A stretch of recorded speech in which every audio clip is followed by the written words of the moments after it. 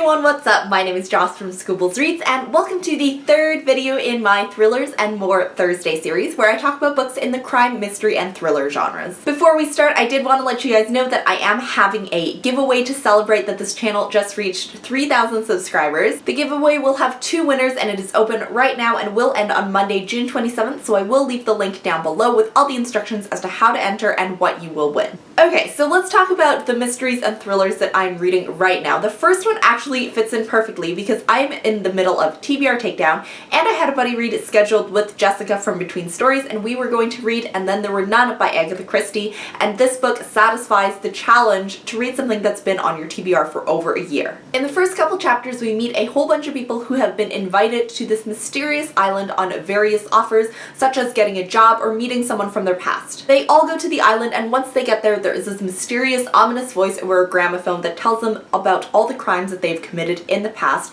and the fact that they are now on this island to pay penance for those crimes. Then they get killed off one by one. I'm about a quarter of the way through and I'm really enjoying this. It's a little bit different from Murder on the Orient Express by Agatha Christie, which Jessica and I read back in May, in that there's no overseeing detective in this book, so everyone is a suspect. We also get to see into each individual character's inner monologue, which gives each of them an unreliability. This also builds intrigue because as a reader we don't know whether one of these people is a murderer, and if one of these people is the murderer, if we are seeing into the murderer's thought patterns. It's really good right from the start, and after I finish editing this video I'm going to read another 4 chapters. Also for TBR Takedown, one of the challenges is to read something that was in your latest haul, and for that I picked In Her Wake by Amanda Jennings. It's about a woman named Bella who unearths all of these secrets, including a 25-year-old mystery that bring her to the Cornish coast. I only just started it, but I'm really enjoying the first-person narration, which I think is pretty hard to do in a thriller at the risk of being too kitschy or too overdone. But I seem to be getting along with this one, so we will see how I like the rest of it. In the past couple weeks, I did finish a couple of books in the genre. The first one is inspired by authors like Stephen King, Daphne du Maurier, Edgar Allan Poe, with a hint of Alfred Hitchcock.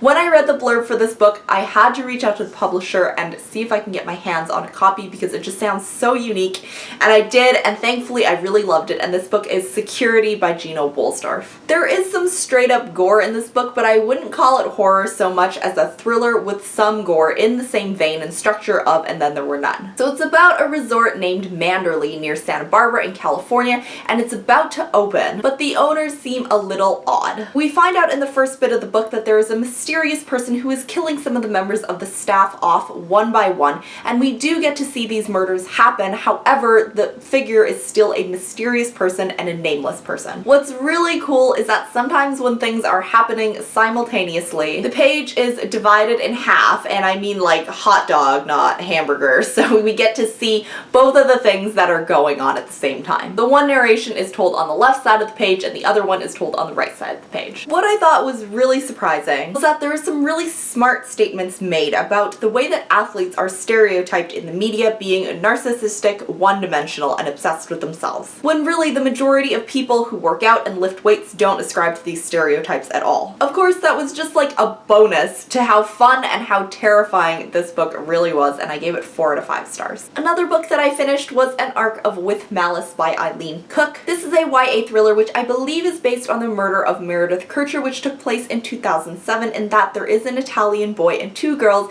and some of it takes place in Italy. This book is really difficult to put down. So it starts off with a girl named Jill who wakes up in a hospital with no recollection of anything that has happened over the past little while, so she has to go off of slightly different accounts of what everyone is telling her, which is that her longtime best friend was involved in some incident in Italy. It is mostly told in straight narration, however there are also transcripts, emails, and texts. The mystery here is set up around the blurring of actual fact, people's recollections, and the narrator's memory. And this all leads to a big plot twist at the very end. So how I evaluate books with big plot twists is number 1, I like to see how the tension is built, and number 2, what happens if you take the plot twist away, if the book can still stand alone and be strong. Here the tension building was done well through the use of playing on tropes and also some passages that comment on outwardly flirtatious girls that wear revealing clothes, which left me enraged and infuriated by the end of the book. However, if you take the plot twist away, the writing is a little bit lackluster in terms of building setting and context about the peer group, which if you are familiar with American Meredith Kercher case is pretty important. All things considered, I think it was a fun and quick read, but it did need a little bit more depth to elevate it, so I ended up giving it 3.5 stars. So that is it for this video. If you would like, go ahead and enter my giveaway, which closes on Monday, and I will announce the 2 winners in my June wrap-up video, which will go up next Thursday. If you have any comments, questions, or anything else, please leave it down below. As always, thank you guys so much for watching, and I will see you in the next one. Bye!